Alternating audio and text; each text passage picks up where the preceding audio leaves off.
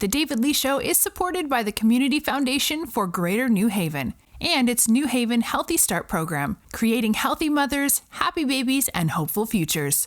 For more information, you can reach out to the program director, Natasha Ray, at nray@cfgnh.org, or you can call Natasha at 203-777-7087.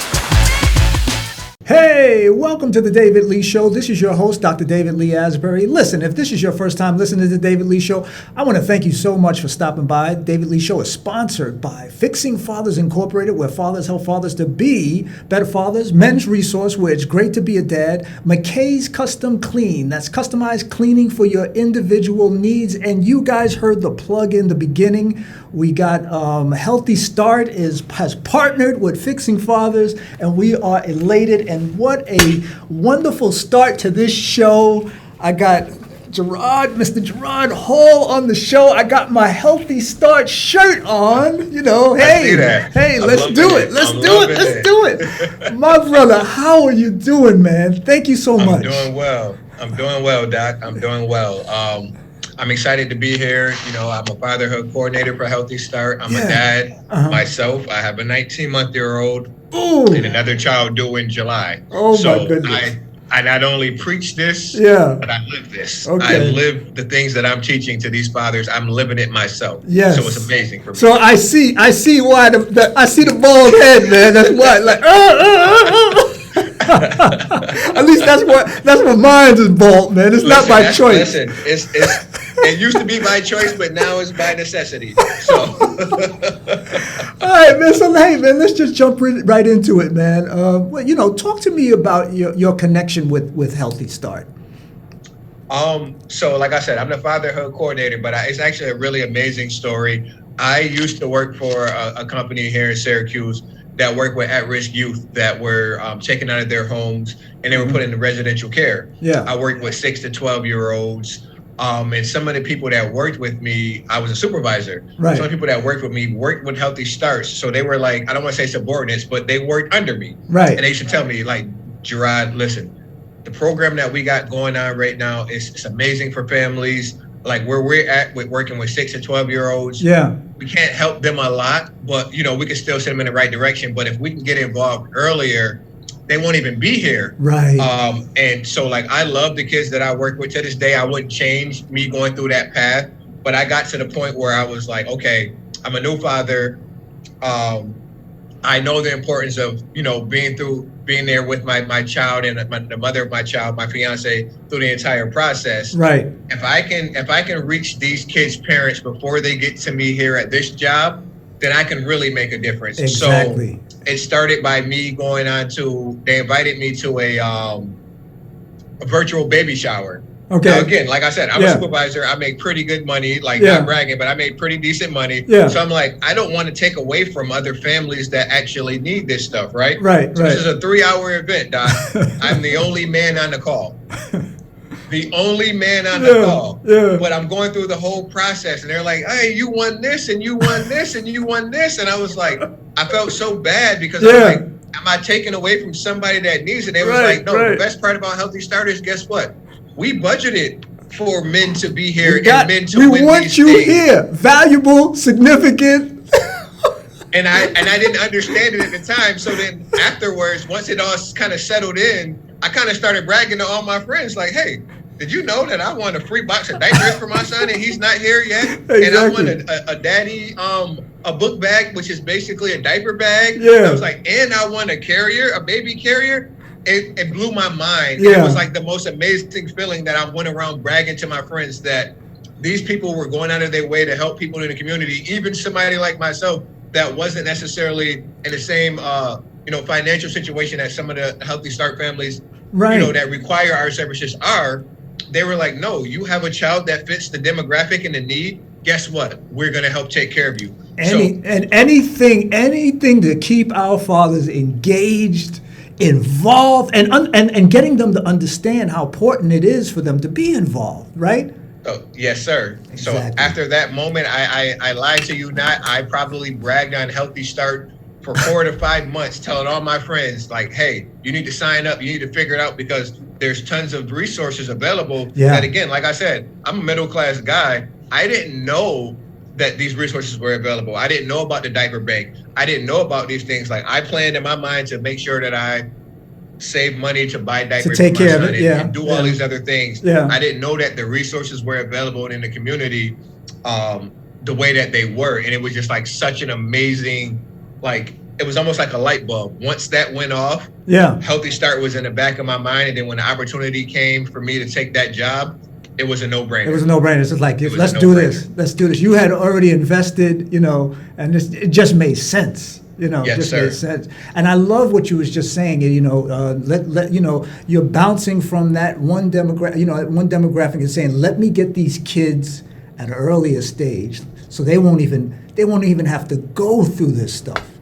And these kids seeing you, especially African American kids, you know what I'm saying? Our kids seeing someone like you, successful, you're doing what you need to do. It can be done. You don't need to sell drugs. You don't need to do all of that.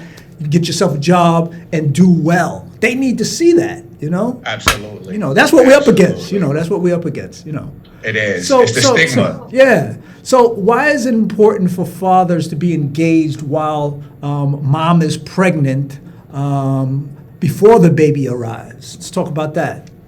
Honestly, there's tons of reasons. One, dads tend to be, like you said, more involved but healthier when they have that relationship with mom while she's going through the process.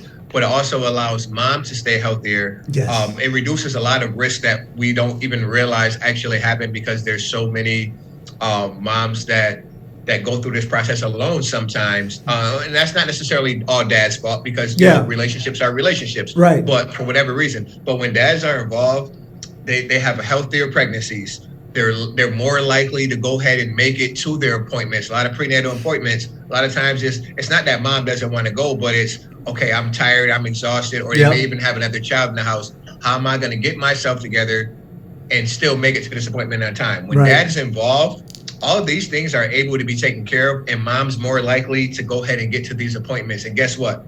Now you got a better, a higher rate of that child being born healthy. So the infant mortality rate decreases. Exactly.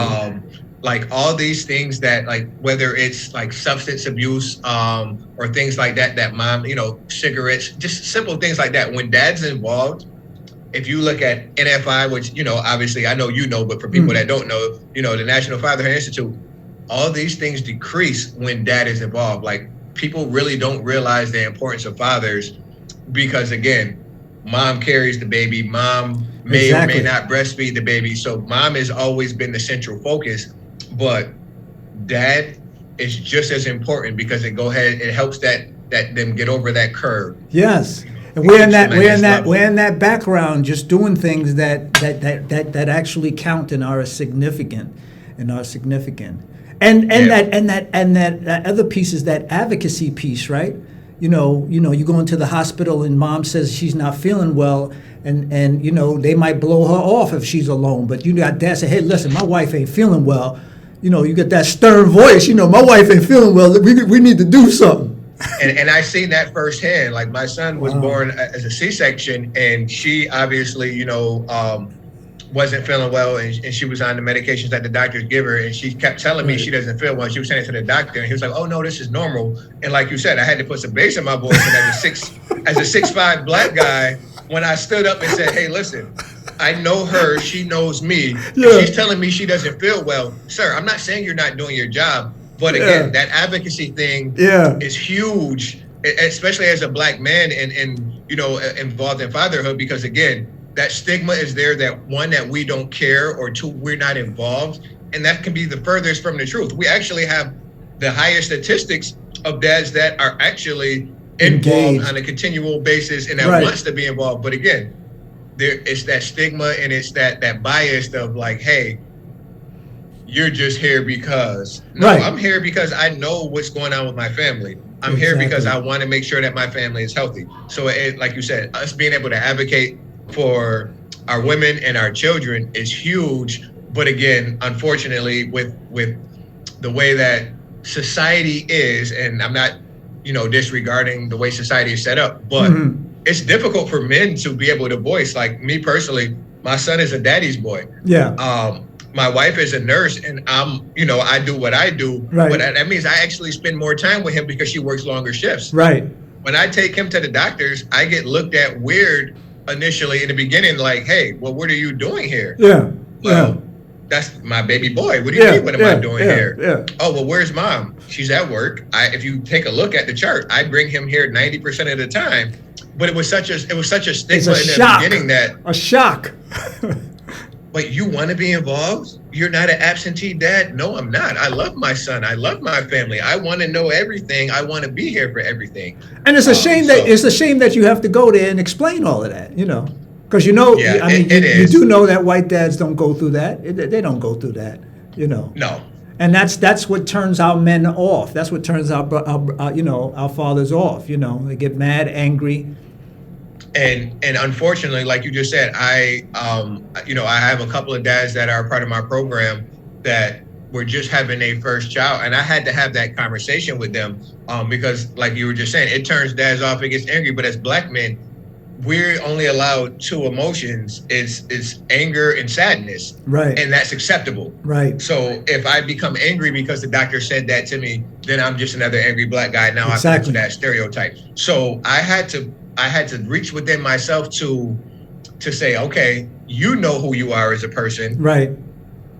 Let them know who you are as a person without allowing the bias to affect who you are. Right. It took a lot for me because I almost felt like I had to act like I was somebody that I wasn't. Even though I am a calm person and I articulate myself well, right. I had to act like I wasn't angry because the doctor just assumed that I didn't know anything about my own child. Right. But as black men, I won't say the only, but we are very subjugated and like we're prone to have to deal with, hey, this is who you are, but you're not allowed to feel anything except for these things. Mm-hmm. And I think that's wonderful that you're explaining this to these guys, because if you go in there and you sort of prepared, instead of that anger coming out, you're saying to yourself, hey, listen, this is exactly in your head. This is exactly what Jehrod was talking. I can't wait to get back so I can tell him.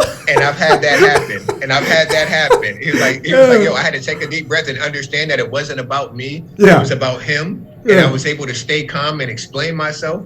And even though I was angry, we were able to meet in the middle. And I was like, that is awesome. And that's why I do this. Yeah. It's for that reason right there. Exactly. And it's bigger than the big fight. It's bigger than the fight. It's bigger than the fight. So you got to figure out ways to maneuver, navigate, and make it work, man. So this is a perfect, actually, segue. Let's say that mom and dad decide the relationship, the marriage is not working, and they basically go their separate ways. Talk to me about the impact on the child, as well as the importance of that father to maintain and remain engaged. You come across some of them situations? So I have a few clients that they're separated, but they're trying to figure it out. So of course I'm preaching co-parenting. Yeah. And the biggest thing that I have to make sure that I relay to the dads, because I'm blessed enough that some of the moms know me well enough to where they will reach out to me if something's going on with them and dad, like, hey, I need to figure this out, etc.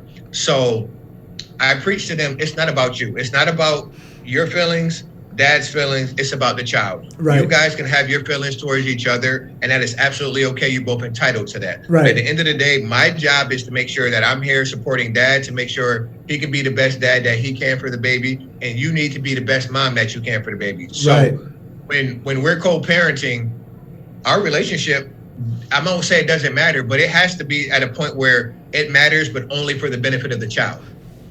Yeah. So, you guys don't necessarily have to deal with each other because, again, as well as I do, just the statistics when dad is not involved at all anymore, that family is 4 times more likely to be in poverty. Yeah. You know what I mean? All of they're that. More likely, they're more likely to go ahead and rebel in school and have lower school grades. They're more likely to have substance abuse. Right. So you have these things, like, even if you and dad don't get along, don't hold your feelings towards dad against the child, because that's what you see that a lot in our society today. Yeah. Like, okay, well, I don't mess with your dad, so he's a bad person.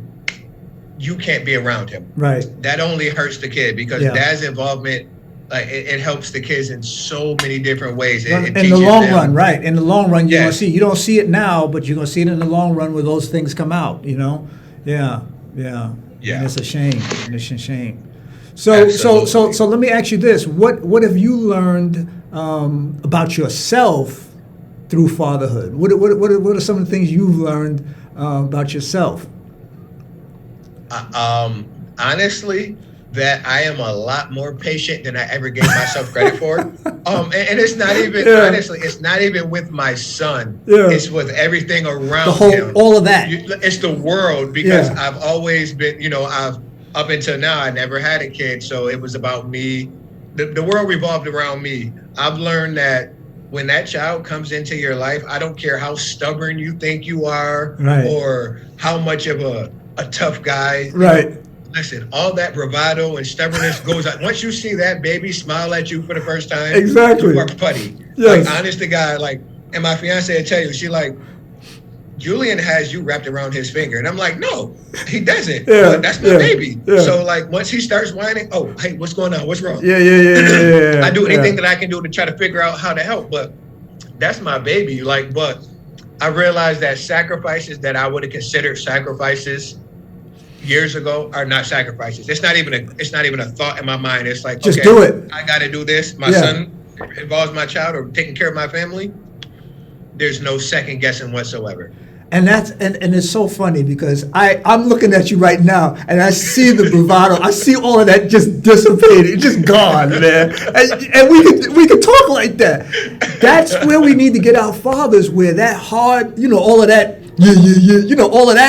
all of that we can just get rid of, man. And let's just get down to basics and take care of our babies, which is beautiful. It is absolutely beautiful to see a dad, like, just let all of that go. Like, I ain't even show you my shirt though. Like, you see, this is how I walk around. Like, that's my dude right there. That's my mini me. That's my mini me. Like, it's a Papa and a bear, like Papa Bear. And it's like, it's like, okay, it's all right, man. Especially when we're in a group setting, you're in a group setting with dads, man, and you just see these fathers just talking about, man, I love my, that deep voice, I love my baby. Shoot, I'm going to do it. It's beautiful to see, it's amazing. Honestly, it's the most amazing thing that I've ever experienced in my life. And like I said, I'm old enough to where I've done a lot of, I was a college basketball player. I was an All-American. I was in the Army. I got 2 college degrees. I've accomplished a lot of amazing things. They pale in comparison to when my son just walks up to me and hugs me or smiles. That's it. None of that stuff matters anymore. That's the piece. That's the piece. Good. That's the piece. That's the piece. So I know that Healthy Start encourages reading to support the baby. Even before the baby's born. I'm not sure if you did this, but absolutely. Talk a little bit about that, so we can get our dads that are listening to understand basically how important that is. Well, one, the first thing that it does is it helps establish that rapport with you and the baby. Like, so whether we believe it or not, once they tell you that it's okay to start reading, they can hear your voice. So they're understanding. They're hearing the words that you're saying. Obviously, they don't understand them in a way that we do as adults. But they're hearing you constantly talking and saying things to them. As they continue to get older in the womb and then actually come out, it helps with their social development. It helps with their, it helps with their thinking skills, as well as their language skills. So a lot of times kids learn from mimicking. So, like, I'll read a book to my son and I'll say a word like son, and he'll be like, son. Like, again, he might not 100% understand what it is, but he's seen that picture of the sun. And now every time I point to the sun, son. So it's just one of those things, and it gives you quality time with your kid. like that's a part of my routine with my son. Whether it's, you know, he wakes up, he does what he does. If he has to go to daycare, he goes to daycare. Once we get home, the first thing we do is have a snack. We read a book, then we go outside and play. Yeah. Take a shower, eat dinner, read a book before bedtime. So that's a part of our routine. But again, it's just time for me and him to go ahead and be together. Exactly. But at the same time, it's helping him learn and develop. And that's an amazing thing, because again, children that whose parents read to them more often tend to do better in school. Yeah. From elementary to high school. And again, we don't think about that, but when you look at the disparity of, I've done the research, of course, you know, African American low income families, the average like 7 to 10 books in a home, to where you have a middle class white family that has 40 to 50 books in the home. When they go ahead and register those kids' grades in 6th, 7th, 8th grade, guess who's on a higher reading level? Exactly. Guess who has better test scores? Mm-hmm. It's not because of the color of their skin. It's just they just happen to have. They got the books. They got the books. They had the parents that took the time to read to them. The books are there. Yeah. I literally, part of my welcome bags for my dads. Yeah. I give them diapers. I give them wipes. I give them formula if they need formula, if they're not breastfeeding. I give them 3 books. I give them what's the name? The Caterpillar book. I'm sorry, I'm blanking on the name. That's okay. The Hungry Caterpillar. Yeah. I give them Goldilocks and the 3 Bears, and I give them the Red Robin. But these are books that I have on disposal. And the dads are like, "Oh, you're giving me books?" Yes, because listen, I want you reading to them. And that goes to my dads, whether they have kids that are already anywhere up to 18 months, or if they have kids in the belly. And I say, hey, read to them. Take it. I read. Take it I in. I read. I'm telling you, it's going to help you, and it's going to help the kids. And a lot of times, it helps dads that necessarily aren't proficient in reading, right? And they feel a little embarrassed, about reading. Guess what? Exactly. You're reading kids' books to a baby that doesn't know that you're messing up right now. So, hey, you're gonna get more comfortable to the point where by the time that they're old enough to actually understand, you're going to be so okay with it, it's not even going to make a difference. And that's going to inspire you. You're going to say to yourself, you know what, I need to step my game up, because I can't have my baby teaching me, so I need to step my game. You know, it's just going to happen. You might not see it, but it's just going to happen. And that's a perfect segue. You know, Natasha Ray from Healthy Start, man, our partnership, man, she got me a slew of books that we can give to dads that are listening to this podcast. So if you're interested in any books, all you need to do is contact Dr. David Lee Asbery, and we will get you some books. I am so happy, you know, and it was just one of them types of things where it was just a discussion. We was just talking. And she's like, what about giving some books? Next thing you know, big case of books came to the I was like, oh my God. I was like, oh my God, I can't believe it. So thank you so much, Natasha Ray. Thank you so much. Thank you so much. So we have Men's Health Month coming up in June. We're hitting Men's Health Month. In honor of Men's Health Month, would you please give our listeners 3 takeaways, 3 things that they could do to give attention to their health? Absolutely. So one of the first things for men in general is to just go get checked up. Go see the doctor. Yeah. We do not, as a man that literally to this day, I still struggle with a fiance who's a nurse. I still struggle with being like, something's wrong. Yeah. I need to go to the doctor. Yeah. She would tell me to go to the doctor, and I'm like, no, babe, I'm good. Yeah. As men, that's what we do. But that tends to put us in a situation, especially as African-American men, it puts us in a situation, by the time we finally do get checked up, we're already behind the curve on finding out that something's wrong with us. Right. So just taking that first step of making sure that we're healthy, just go get checked up, have a regular checkup. Right. That way you know what's going on. That way you know the doc can say, hey, guess what? You're a little obese, you need to work out a little bit more. Mm-hmm. Hey, your blood pressure's a little bit high, cut out the salts and the fats. Like, things like that are simple enough for us to do, but as a man's man, right? I'm too tough to go to the doctors. I'm good. I'm too tough to go to the doctors. And it's changed for me. Like I said, since I've had my son, it's out the window. Look, something's wrong. I'm going to the doctor. I need to know, because now I'm not just living for me. I'm living for somebody else, and I'm about to have another one that I'm worried about. So I'm absolutely okay with saying, you know what? I'm the guy that goes to the doctor with a runny nose now because it's been going on for a week. Never in my life would I do that. You deal with it, right? You deal with it. Doc, is it COVID? Like, and it's a joke, in our household, but like, she's like, oh, what? Now you go to the doctors all the time. But step one, just go to the doctors and make sure that we're healthy. Right. Right. Again, because women are 100, like 99 out of 100 women will go get checked up to where you got like 58 out of 100 men that would actually go get checked up. Exactly. We got to do better. We need to, and actually, we need to start listening to our wives, because those are the ones that will push you. Say, hey, listen, I had a little blackhead on my back, and she's like, all right, well, honey, I got it, but you need to go to the doctor. And that same thing that you was just saying, I was just like, in my head, I was like, honey, you got whatever, you got it, I'm good, but maybe I should go, right? Yeah, absolutely. Yeah. And that's a huge thing. Yeah. Two, just like, there's normally a wear blue day or week, depending on kind of how you want to do it.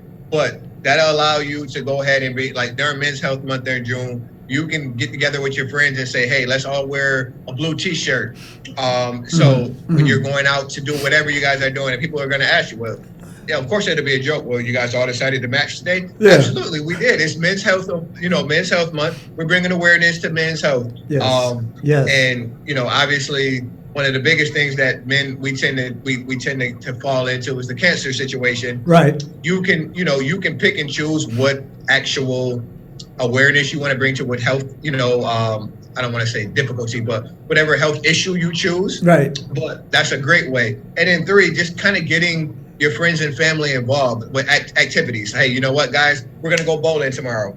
It's a fun activity, but guess what? You're being active, and the more you're active, especially as you continue to get older, it only helps with the health outcomes. Yeah. And a lot of people just don't. Again, you feel like, I'm a man, I'm not worried about my health, until you are. And you're right. We need to leave that to the side. We need to just leave that to the side, because there's nothing wrong with it. There's nothing wrong with it. Getting colon checked out, all of that. There's just nothing wrong with it, man. You want to be around. And like you said, it's nothing like your child to change that whole mindset. Mentality. You know what I'm saying? You change your whole mindset, because you want to be around. You look at the little guy and you say, hey, listen, I can't leave him alone. I want to be here.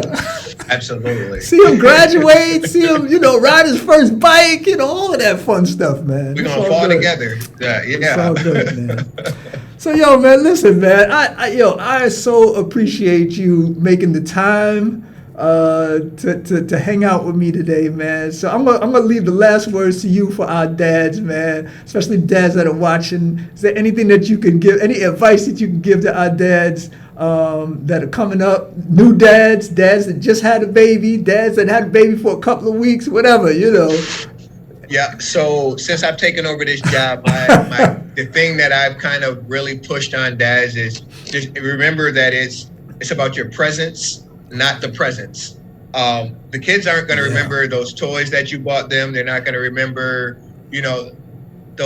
those little trinkets, but you being there, your child will remember the first time that you were there with them when they rode their bike, like we were just talking about. Yeah. When you were there with them for that picnic. So your presence is more important than anything else. And whether you gotta figure things out with mom or not, make sure that you're involved, because it's beneficial to the child, but not only their health and well-being, but your own personal health and well-being. Because like we just talked about, my child makes me want to be a healthier person. He makes me want to make better decisions. Yeah. And that goes out to all dads. Like, you'll see that the more that you're involved, and when you're there, it's the greatest blessing that you'll ever receive. That's just my personal opinion. That is absolutely right, and is absolutely beautiful. And we are two men that can say words like that, and it's all good.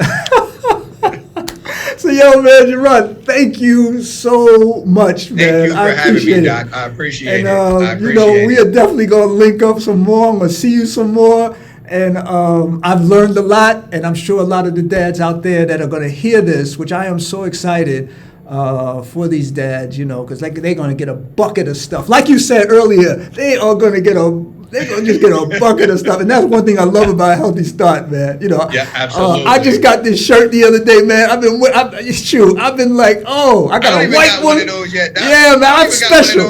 I'm special, man. I guess. I don't know what it is. Go talk to Natasha, man. But I want to be like you. I want to be like you. I got me a white one. I got me a notepad.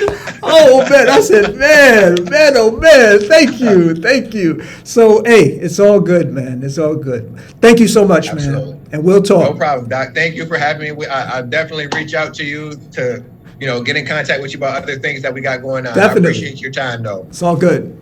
The David Lee Show is supported by the Community Foundation for Greater New Haven and its New Haven Healthy Start program, creating healthy mothers, happy babies, and hopeful futures. For more information, you can reach out to the program director, Natasha Ray, at nray@cfgnh.org, or you can call Natasha at 203-777-7087.